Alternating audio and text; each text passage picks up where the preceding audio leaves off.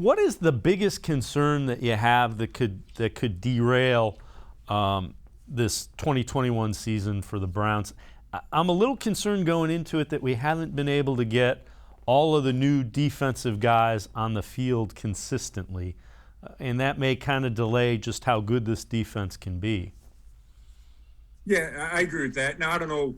I think they'll be better throughout the year, and really you need to peak at the end of the year. Injuries in general can derail anybody's season. You get the wrong, one or two or three, things go sideways. Other than that, overconfidence, I know some people would point to that. I don't get that sense from the team, but it could be, right? I mean, they doing what they did last year and all the expectations.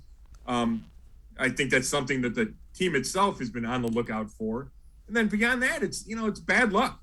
This league is so close that, if you go 12-5, maybe you win the AFC North. If you go 10-7, you miss out on the wild card.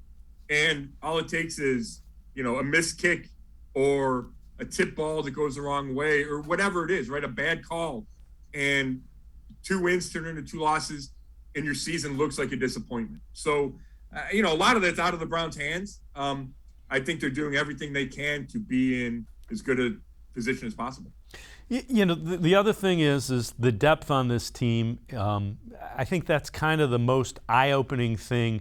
Where before you had 2 or 3 good players at some of the positions, there's somewhere. I mean, look at the wide receiver class. You look at, we were arguing about the 6th wide receiver, and you brought guys back on the practice squad that can play too.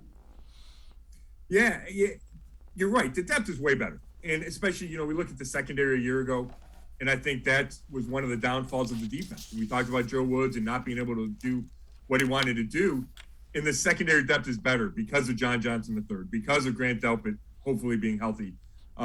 Greedy Williams and Troy Hill was added, right? You go 8, 9, 10 guys, you go, okay, I kind of trust most, if not all of them. But the way the NFL is set up, you can't have depth everywhere, right? It's just the way 53 guys. So if you get the right, if Jedrick Wills gets hurt, yeah, I like Chris Hubbard, but he's a downgrade at left tackle. And that's just off the top of my head, right? Whoever it is. If Joel Bitonio gets hurt, he's a big time, he's an all-pro caliber left guard.